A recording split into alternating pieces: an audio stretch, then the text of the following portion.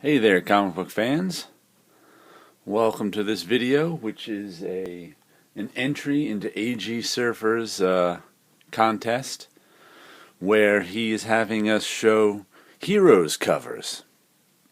And of course, with me, you're going to get an indie angle on it. And I seem to have a lot of old black and white books in this pile. 7 hero covers, that's it. I seem to have some old black and white stuff and some new black and white stuff in it. But the first hero I'll start out with is one who I've seen pop up on YouTube a little bit lately, and it's Paul Chadwick's Concrete. First collector's item, collector's item first issue. Got to get that in the right order. This is actually not his first appearance, which was in Dark Horse Presents. I have that too, since that was a book I bought way back when. But it's a black and white comic. Nice Paul Chadwick art, starring Concrete. This guy was kidnapped by aliens and trapped in this fantastic body. And you never really find out anything about the aliens, why they put him in this body, what was going on. It's all just about him and his life now on our regular old Earth.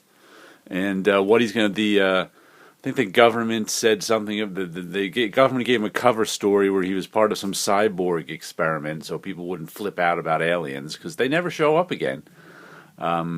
That's right, I think they did give us a vague origin story years and years later, which was basically him escaping from the aliens or something.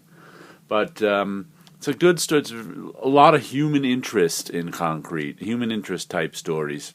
As he's just a regular guy trying to make his way through life in this now fantastic, weird body. But there's the first of the 7, Concrete. Okay, our second hero is the Jam Urban Adventure. Super cool, color-injected turbo adventure from hell, #1. This is a one-shot.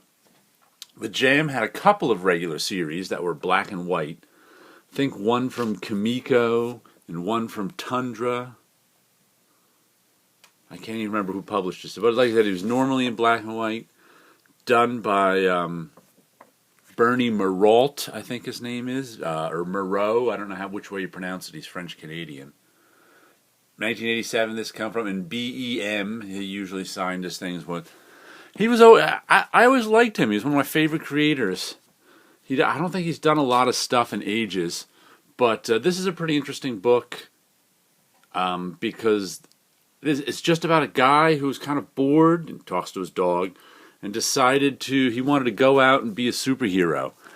And, it's not a world of superheroes, so he kind of just dresses up and goes out and looks for things to do. He calls himself the Jammer. That's his superhero name, hence the Jam. And it's really kind of just a down-to-earth story of this guy. There's not really... I think he runs into some sort of creepy criminals at one point or another because he's out looking for stuff to do. But it's just a kind of ordinary story. I like the artwork. Like I said, I've always liked his artwork. It's good stuff.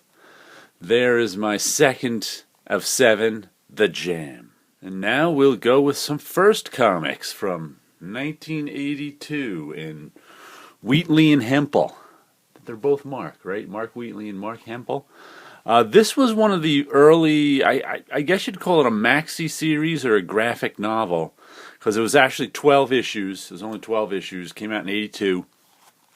And it's a story about who would be the hero, the robot or the woman? Morgana, I think, was her name. And it was a story about, I think she was put in suspended animation for 10,000 years by her father for some reason.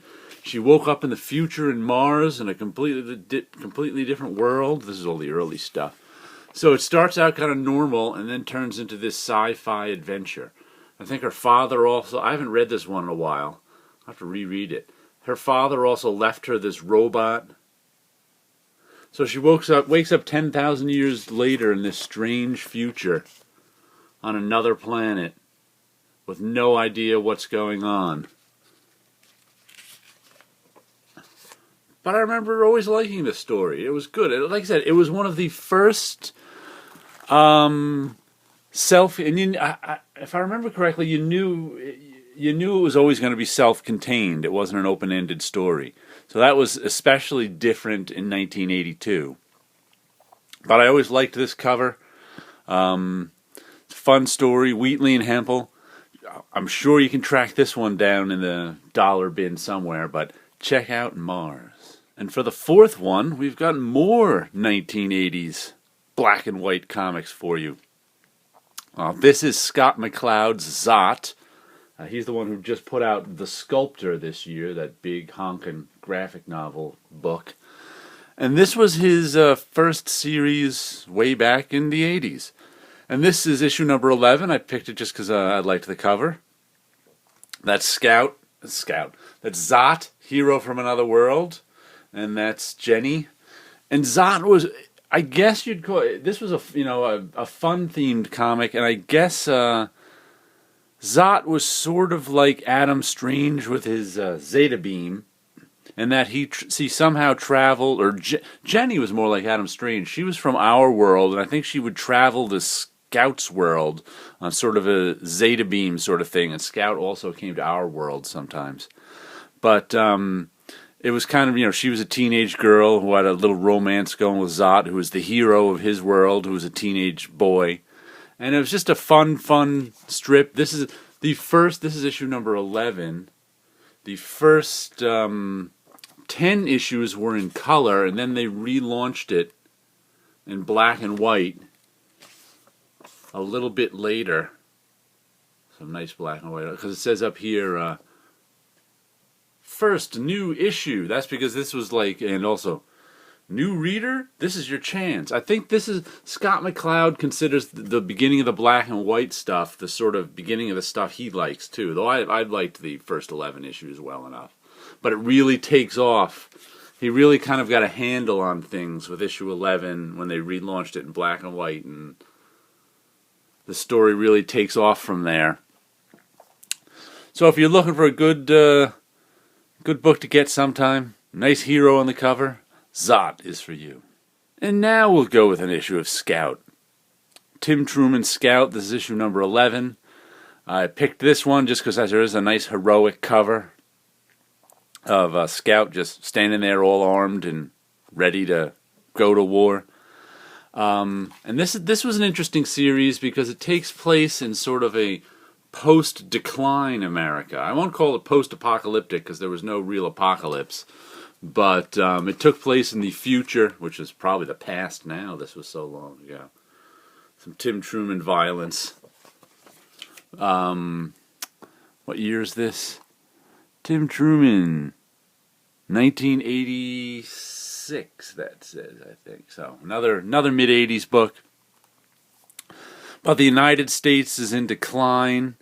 There's all sorts of world politics stuff going on here. I think Mexico is threatening to attack Texas, if I remember correctly. And the United States is kind of a bunch of regions now, rather than one big federal state. And Scout is a Native American, and he's just kind of wandering around the United States, getting involved. There's mystical things going on in this, too, as well as violent.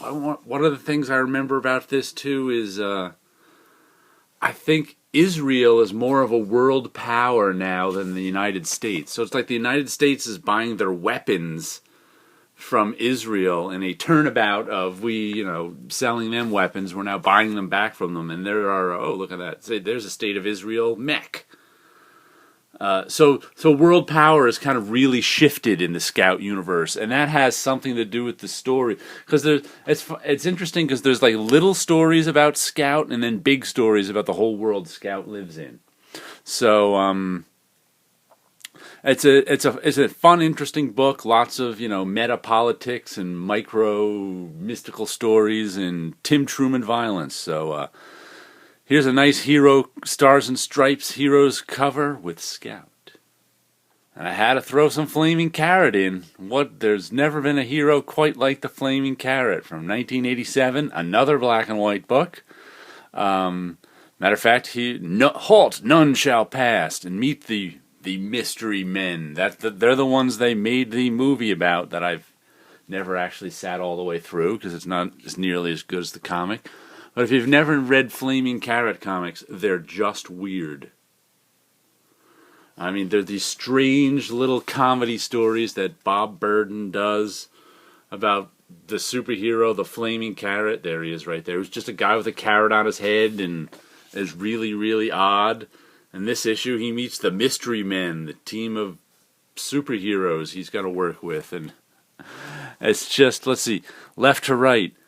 The Shoveler, Jackpot, Mr. Furious, Screwball, Flaming Carrot, Captain Attack, Bondo Man, Jumpin' Jehoshaphat above, and Red Rover.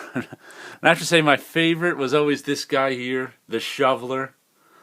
Just because, I mean, talk about silly. He just discovered he was really good at shoveling. So he decided he was going to use his shoveling powers to be a superhero. Now, how you can use shoveling powers to be a superhero, you really can't, because they're not superpowers. He's just good at shoveling. So, but that's the kind of stuff you get with Flaming Carrot comics. So, if you're looking for something oddball and weird, check out the mighty hero, the Flaming Carrot. And for the last of our hero covers, we're going with Terry Moore's Echo. I've seen Rachel Rising grow in popularity in YouTube over the last year or two, but I never see anyone show Echo. I'm gonna have to give it its own video sometime. I think who was it? Jesse Simpson. I think I caught a copy of the hardcover in his bookshelf behind him in one of his videos. That's my only spotting of Echo. But once again, Terry Moore stuff, y'all. If you're familiar with Terry Moore's Rachel Rising, it's as good as that, except this one's more of a sci-fi story. Some beautiful art. I think some horrific stuff went on in this issue too. Beautiful, beautiful art, nice story. And this is the story about there's this woman's Echo. She got that metal stuff on her. Well, there was another woman, scientist, test pilot, who was, for some military corporation, testing out this silver flight suit stuff. It's like some sort of living liquid metal that they were using to, they were going to weaponize, turn it into a flight suit. I think she could basically become a superhero with it, too.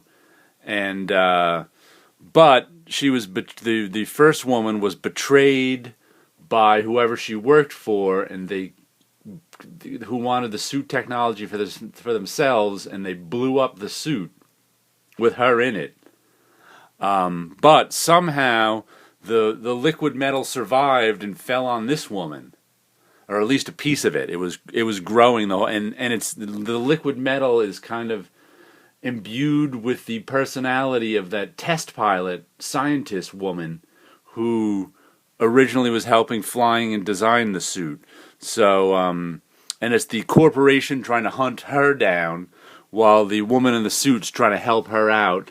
And there's just all sorts of crazy, nutty stuff going on. I think it was 28 or 30 issues. But it's just, it's Terry Moore. It's good stuff. So if you're looking for something, they have it all in one volume, too. There she is. There's that gray and the metal suit.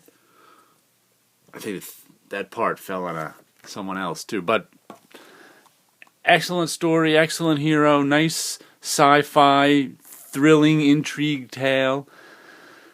So this covers the 7th cover for the contest. Mostly 80s black and white stuff for me. But yes, that's stuff you probably never see anymore. But check out AG Surfer's channel, join his contest, show off some hero covers.